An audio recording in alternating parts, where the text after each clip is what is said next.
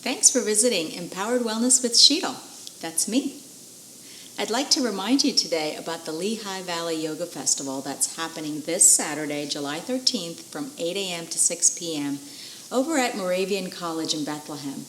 This is a wonderful day filled with all sorts of great activities for the whole family. You've got yoga classes, you've got presentations on mindfulness and meditation, you've got other types of activities for children as well as the whole family. You've got music. There's different vendors from local establishments that will be there. Also, all sorts of great food, of course.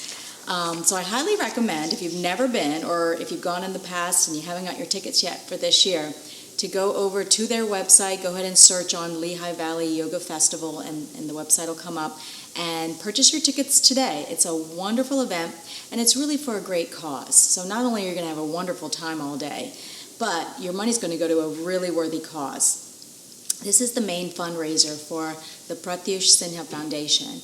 And this foundation brings yoga and mindfulness classes to local schools, to boys and girls clubs, to recovery programs, and any other organization that can benefit from the really powerful teachings that yoga and mindfulness gives us. So again, just search on Lehigh Valley Yoga Festival. The website will come up, and I highly encourage you to get your tickets today.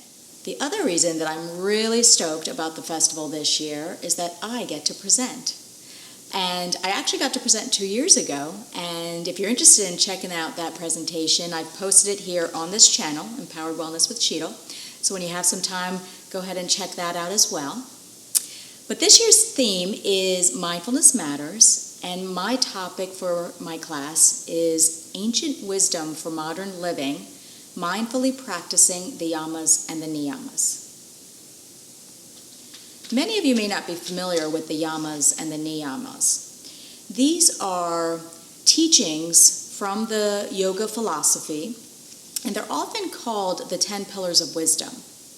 These teachings give us a guideline for how to lead an ethical and expansive life.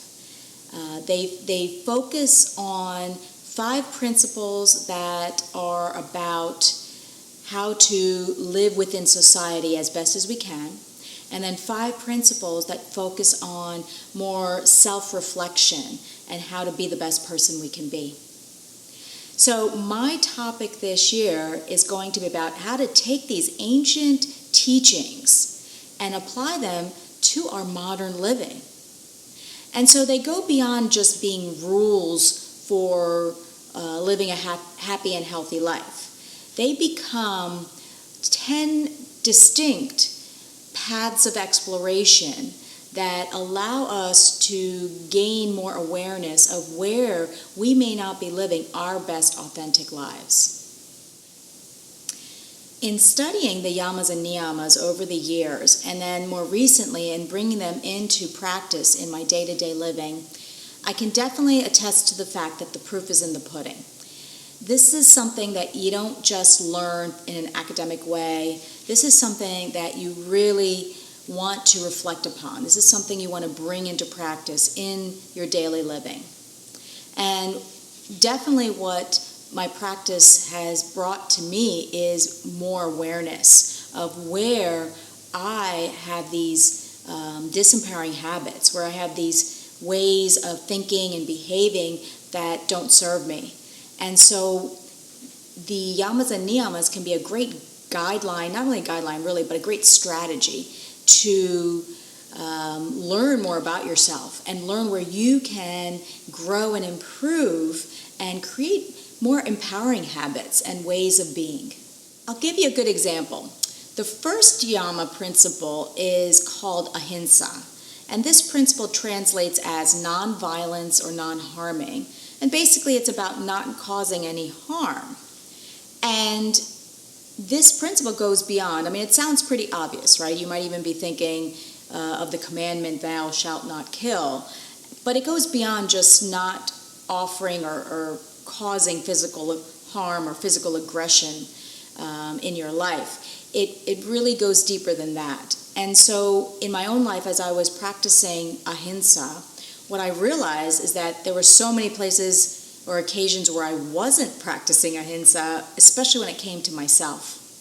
I realized that often I would beat myself up if I realized I made a mistake or made a poor choice. And that in doing so, I was really causing emotional and mental violence and harm on myself because of all the self-judgment and the self-shaming that I was doing. Once I realized my tendency for beating myself up, I was then able to do something about that.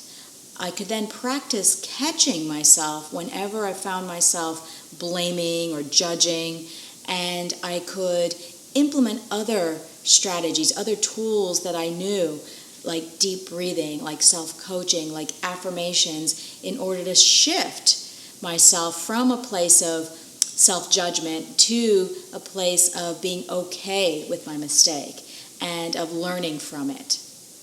So you can see how this could be a really powerful practice.